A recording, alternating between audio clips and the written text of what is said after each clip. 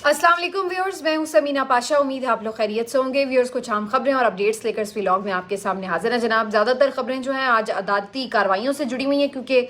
आज मंडे है और पहला अदालती रोज़, जिसकी वजह से आज काफ़ी इम्पॉर्टेंट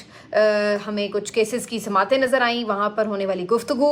तो ये सब चीज़ें भी आपके साथ रिपोर्ट करते हैं, कहाँ कब किस केस में क्या हुआ। वैसे तो मैं ऑनेस्टली आपको बताऊँ कि मैं मुख्तलिफ अपडेट्स ले रही थी कि हर केस में क्या हुआ, तो इस कदर ज़्यादा केसेस हैं कि खुद ही हम कंफ्यूज हो जाते हैं बाज़-औक़ात बताते हुए कि ये वाली जो कार्रवाई हो रही है ये किस केस में रिपोर्ट हो रही है और फ़लाँ केस का क्या बना। तो बहुत ही कॉम्प्लिकेटेड सी सिचुएशन बन जाती है, लेकिन मैं कोशिश करती हूँ कि जो चीदा मेन केसेस हैं उसके बारे में आपको ज़रूर अपडेट कर दूँ। बाकी PTI की जो सियासी हिकमत अमली है उसके ऊपर सलमान अकरम राजा साहब ने आज वाज़ेह स्टेटमेंट दिया है, वो आपके साथ शेयर करते हैं। सबकी नज़रें कल होने वाले सुप्रीम जुडिशल काउंसिल के इजलास की तरफ लगी हुई हैं। माज़रत के साथ सुप्रीम जुडिशल काउंसिल का इजलास नहीं है ये, बल्कि जुडिशल कमीशन का इजलास है, तो इसके ऊपर लगी हुई हैं। इस पर क्या पेशन गोइयाँ हो रही हैं और क्या हकीकत हाल है, क्या कॉम्प्लिकेशंस हैं, इसके ऊपर बात करते हैं और फिर थोड़ी गुफ्तगू करेंगे कि जो इंतज़ार पंजोता साहब का मामला है उसको लेकर के आज जो चीफ जस्टिस आमिर फारूक साहब हैं उनके क्या रिमार्क्स आए हैं। तो काफ़ी कुछ है इस व्लॉग में। आपसे रिक्वेस्ट है कि चैनल को सब्सक्राइब कर लें अगर अभी तक सब्सक्राइब नहीं किया। तो मैं वन बाय वन मुख्तलिफ केसेस का अहवाल आपको बता देती हूँ। सबसे पहले अलकादर ट्रस्ट की बात करते हैं, क्योंकि यहाँ पर अडियाला में समात हुई है और यहाँ पर ज़ाहिर है इमरान खान साहब भी मौजूद थे, उनको पेश किया गया था अदालत के रूबरू। बुशरा बीबी साहिबा भी आज अडियाला जेल तशरीफ़ लाई और वो भी इस समात का हिस्सा बनी। बहरहाल इनके वकला आज समात पर मौजूद नहीं थे, जिसकी वजह से कार्रवाई आगे नहीं बढ़ सकी। टोटल 7 मिनट की सारी ये समात थी और इस दौरान ये कहा गया अदालत की तरफ से कि अगर मजीद उनके वकला नहीं आए और आगे कार्रवाई को नहीं बढ़ाया तो उस सूरत में जो इनका हक़ इजरा है वो ख़त्म कर लिया जाए। मेरी अब जो ज़ाती राय है इस केस से मुतालिक वो ये है, ये काफ़ी दिनों से ये मामला चल रहा है कि कार्रवाई के बगैर ही समात मुलतवी हो रही है और इसमें जो वजह नज़र आती है वो बड़ी वाज़ेह है कि जो इस्लामाबाद हाई कोर्ट है वहाँ पर अलकादर ट्रस्ट केस में नैब तरामीम के अकॉर्डिंगली जो अभी नैब तरामीम पास हुई हैं उसकी वजह से इमरान खान साहब की बरियत की दरख्वास्त उसमें दायर की गई है, बुशरा बीबी और इमरान खान साहब की बरियत की दरख्वास्त। तो वहाँ पर जो 2 रुकनी बेंच है आमिर फारूक साहब और जस्टिस मियां गुल हसन औरंगजेब साहब का, उन्होंने एक स्टे दे रखा है कि आपने हतमी फैसला नहीं सुनाना है। तो दूसरी तरफ उनको इस बात की उम्मीद है इमरान खान के वकला को कि वहाँ से डायरेक्टली बरियत ही हो जाएगी, जिसके बाद ये सारा ट्रायल जो है इसकी कोई हैसियत ही नहीं रहेगी। तो उनकी शायद कोशिश ये है कि बजाय इसके कि ये ट्रायल चले, इस पे फैसला महफूज हो और फिर वो फैसला किसी वक्त सुना दिया जाए जैसे ही वो स्टे हटे, तो उससे पहले बेहतर यह है कि वहाँ पर ही बरियत हो जाए। तो बज़ाहिर ऐसा लग रहा है कि इसलिए वकला यहाँ पर अलकादर ट्रस्ट केस में पेश नहीं हो रहे और थोड़ा सा इसको प्रोलॉन्ग किया जा रहा है। लेकिन बहरहाल चूँकि आज सिर्फ 7 मिनट की समात थी तो इस दौरान इमरान खान साहब की अपनी फैमिली से मुलाकात हुई। उनकी बहनें भी यहाँ पर मौजूद थी, बुशरा बीबी यहाँ पर आई, उनसे भी उनकी मुलाकात हुई। फिर वकला भी मौजूद थे जिसमें सलमान अकरम राजा साहब और बैरिस्टर गौहर भी मौजूद थे, तो उन लोगों से भी उनकी मुलाकात हुई। जिसके बाद जब इमरान खान साहब को बताया गया कि समात मुलतवी हो गई है तो वो फ़ौरन मीडिया बॉक्स की तरफ आए ताकि मीडिया के नुमाइंदों से गुफ्तगू कर सकें, लेकिन इस दौरान जो मीडिया के नुमाइंदे थे उन्हें वहाँ से रिमूव कर दिया गया था, उन्हें वहाँ से जगह खाली करने के लिए कह दिया गया था। तो इस तरह इमरान खान साहब की जो मीडिया के लोग हैं उनसे बातचीत एक दफ़ा फिर से नहीं हो सकी। अब ये बड़ा दिलचस्प है कि एक तो इमरान खान साहब की बातचीत मीडिया में रिपोर्ट भी नहीं होने दी जा रही, अगर उनकी थोड़ी बहुत हो भी जाए। और दूसरी दिलचस्प बात यह कि कुछ हालात वाक़यात ऐसे हुए हैं कि पिछले 1 हफ़्ते में इमरान खान साहब की मीडिया से उस तरह तसल्ली बख्श किस्म की मुलाकात हो ही नहीं सकी, बातचीत हो ही नहीं सकी, जिसको बाद में आकर उनके वकला जो हैं वो रिपोर्ट करते या कोई जो मुख्तलिफ रिपोर्टर्स हैं वो कोई उसके ऊपर बहुत तफसीली हाल वाल बताते। तो ये एक इस वक्त अजीब सी सिचुएशन है कि जिसमें इमरान खान साहब का जो मौक़िफ़ है वो फ़िलहाल सिर्फ उनके वकला के थ्रू ही और उनकी फैमिली मेम्बर्स के थ्रू ही बाहर आ रहा है। रिपोर्टर्स उस तरह से उन तक रसाई फ़िलहाल हासिल नहीं कर सके। अगरचे ये ओपन ट्रायल है, अगरचे यहाँ पर मुलाकातें हो रही हैं, जा रहे हैं लोग, लेकिन इसके बावजूद भी कुछ चूँकि ओवरऑल जो कार्रवाइयाँ हैं, समातें हैं, वो भी बड़ी मुख्तसर सी हो रही हैं, तो इसलिए ज़्यादा मौका नहीं मिल पा रहा मीडिया को इमरान खान साहब से सवालात करने का।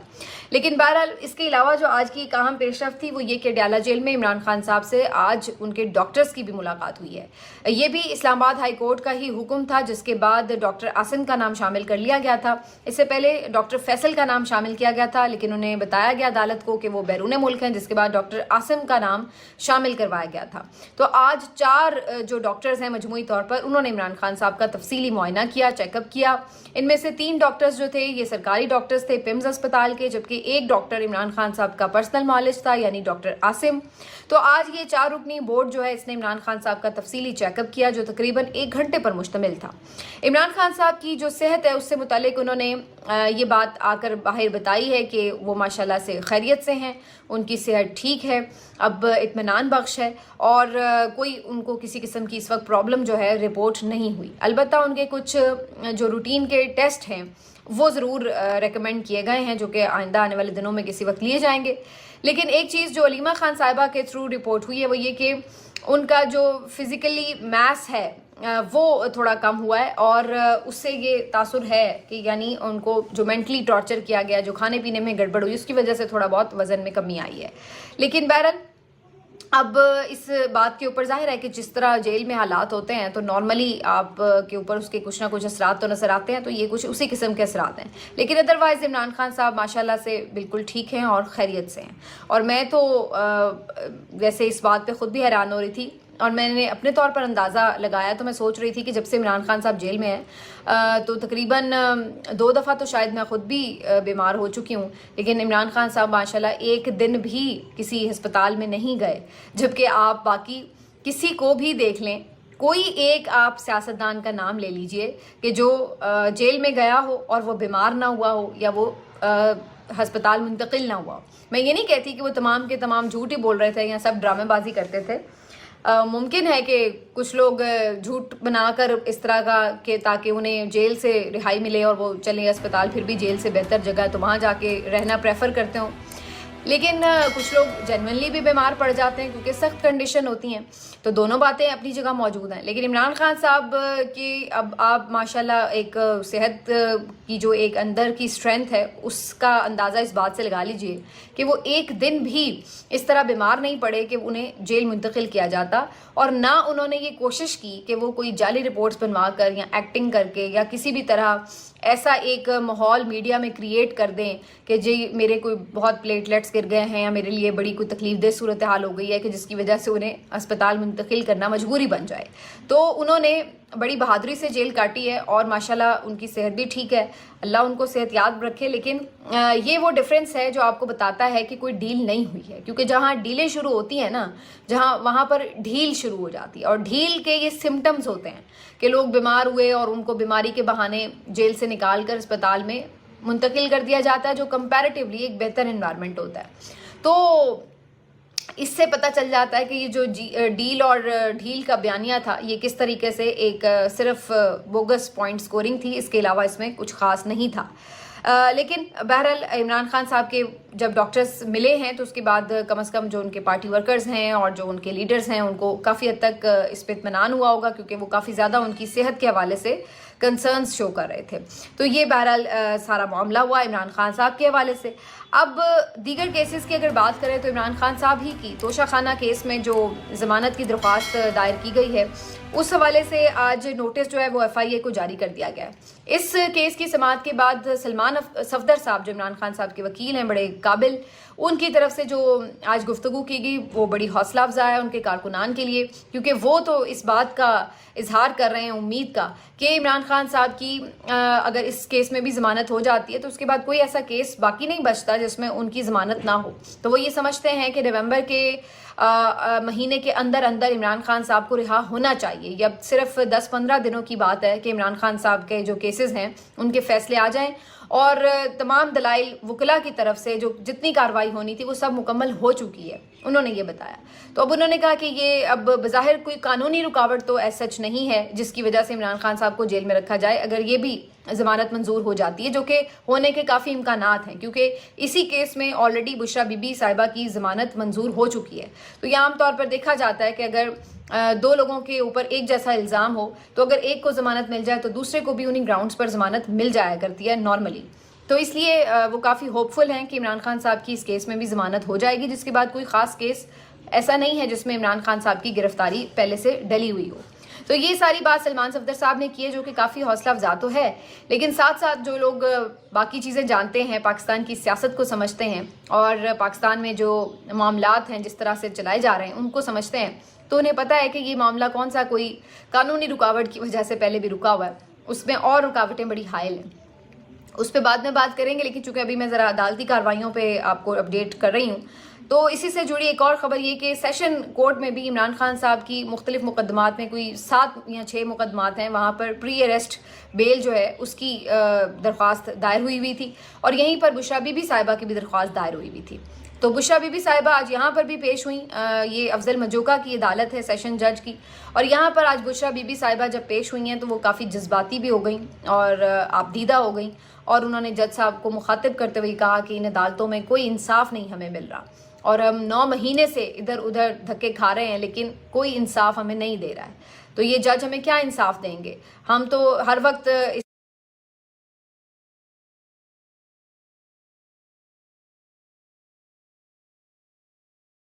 کمبل موجود ہے، کسی بھی وقت اگر آپ کہیں گے میں جیل چلی جاؤں گی، لیکن سوال پھر وہی ہے کہ پھر انصاف کسے ملے گا؟ انہوں نے پھر عمران خان صاحب کا ذکر کرتے ہوئے یہ بات کہی کہ جو شخص جیل میں بیٹھا ہے کیا وہ انسان نہیں ہے؟ کیا آپ لوگوں کو کوئی احساس نہیں ہے کہ ان کو بغیر کسی مقدمے کے، بغیر کسی جرم کے کس طرح سے اندر رکھا ہوا ہے اور کس طرح کے ان کے اوپر حالات ہیں؟ تو آج وہ کافی بشریٰ بی بی صاحبہ ان تمام چیزوں کے اوپر مایوس تھیں، اور انہوں نے کہا کہ اب وہ اس عدالت میں بھی دوبارہ نہیں آئیں گی، اور انہوں نے یہ بھی کہا کہ وکلاء بھی صرف وقت ہی ضائع کرتے ہیں، وقت گزارتے ہیں، لیکن حاصل حصول کچھ نہیں ہوتا۔ اور اس بات کے اوپر کافی، بلکہ یہ رپورٹ یوں بھی ہو رہا تھا کہ انہوں نے اپنے وکلاء کے اوپر بھی عدم اطمینان کا اظہار کر دیا یا اس طرح کی چیز ہے، لیکن بیسیکلی وہ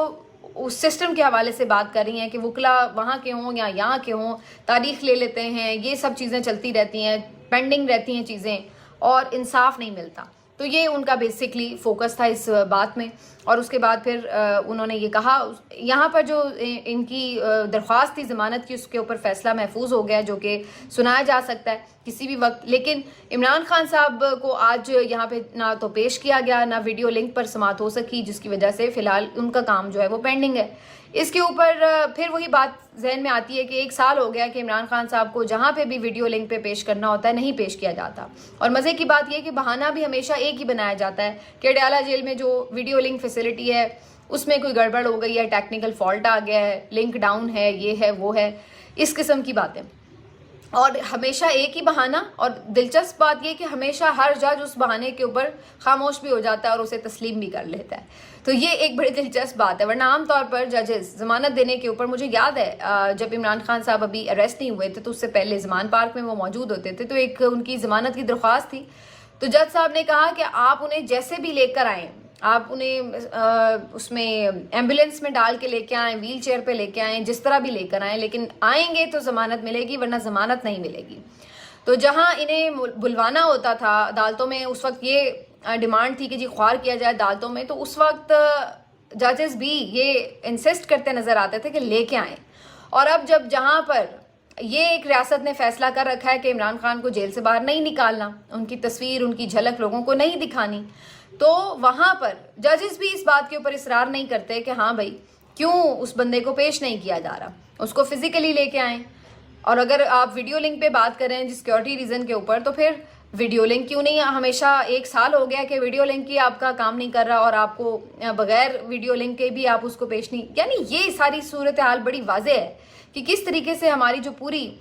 جوڈیشری ہے، اس کا جو نظام انصاف خاص طور پر لوور کورٹس جو ہیں، وہ کس طریقے سے ایک دباؤ اور ایک عجیب سے سسٹم کے تحت کام کر رہی ہیں۔ تو بہرحال یہاں پر اب دیکھتے ہیں کہ ان کی درخواستیں جو ہیں ان کے اوپر کیا فیصلے آتے ہیں، لیکن جو عمران خان صاحب کی اور بشریٰ بی بی صاحبہ کی ایک اور کیس میں جو ضمانت ہے وہ 18 نومبر تک جو ہے اس کو محفوظ کیا گیا، فیصلے کو ایک ساتھ ہی وہ سنائی جائے گی۔ اب آ جاتے ہیں جی، یہ تو وہ ساری جو روٹین کی عمران خان صاحب کی کیسز ہے اس کے اوپر ذرا آپ کو میں نے بریف کر دیا، لیکن 2 اہم معاملات جو مزید ابھی جوڈیشری سے جڑے ہوئے ہیں وہ ہے، ایک تو جوڈیشل کمیشن کا اجلاس جس کی کاروائی کل ہونی ہے، اور یہ ایک بہت فیصلہ کن اجلاس جو ہے اس کو سمجھا جا رہا ہے، کیونکہ ویسے تو جب سے چیف جسٹس یحییٰ آفریدی صاحب نے حلف اٹھایا ہے اور عہدہ سنبھالا ہے تو انہوں نے کئی ایسے اقدامات کیے ہیں جس کے بعد بہت سے لوگ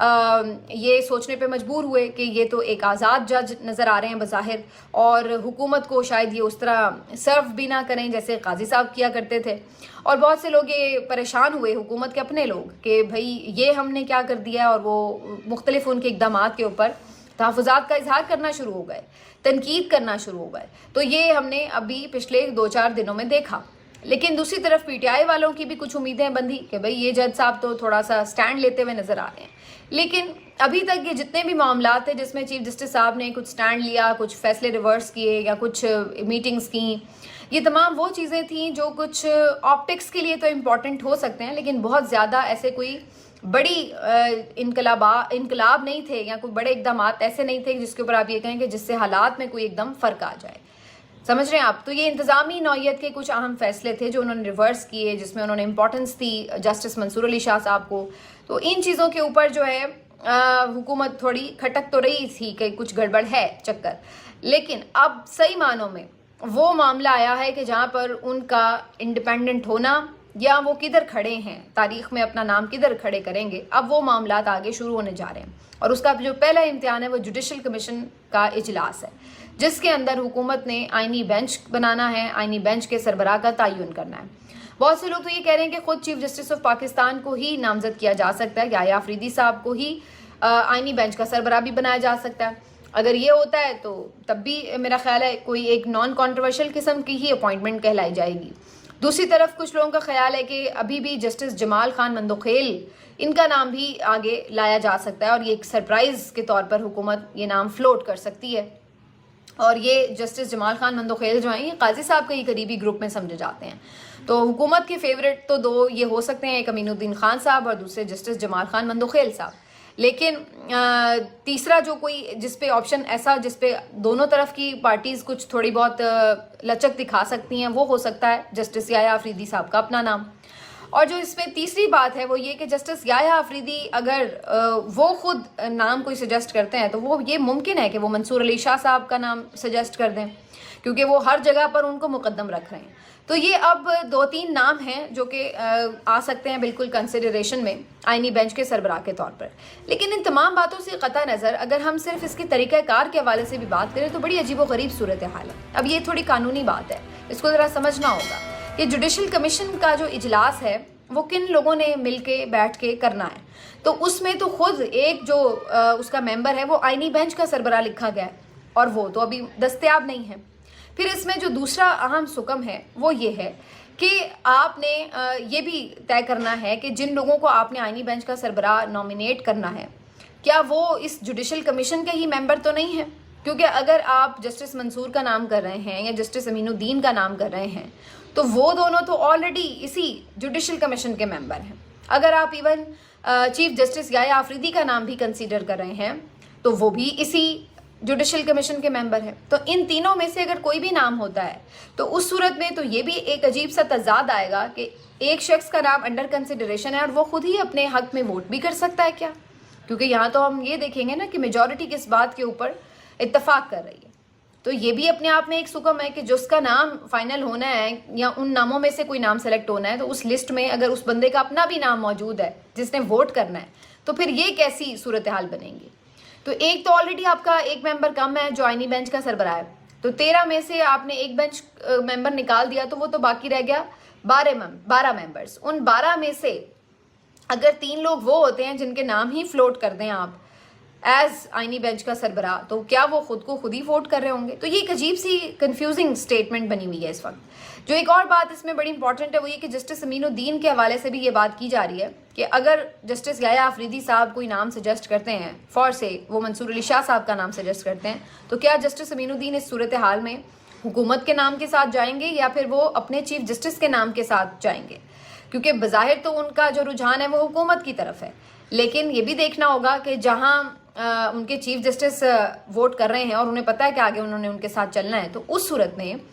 کس طریقے سے وہ اپنے ہی چیف جسٹس کے خلاف جانا پسند کریں گے. تو یہ بھی ایک سرپرائز کی صورت میں کوئی چیز سامنے آ سکتی ہے. بہرحال یہ سب چیزیں اپنی جگہ موجود ہیں، لیکن دیکھنا یہ کہ جوڈیشل کمیشن کے اجلاس میں کیا چیف جسٹس آف پاکستان اس بات پہ بھی سٹینڈ لیتے ہیں کہ ابھی اجلاس بلایا ہی نہیں جا سکتا جب تک کہ اس ترمیم کا مسئلہ حل نہ ہو جائے، اور اس کے لیے وہ کوئی اناؤنسمنٹ کر دیں ایسی کہ جی پہلے اس کے اوپر کوئی فل کورٹ بیٹھے، ترمیم کے اوپر جو ہے وہ جائزہ لے، اور اس کے بعد اس ترمیم کے ہی نتیجے میں جو آئینی بینچ بننا ہے، جو جوڈیشل کمیشن بننا ہے، اس کی بات پھر بعد میں ہوگی، پہلے ترمیم کا جائزہ لیا جائے. تو یہ بھی ایک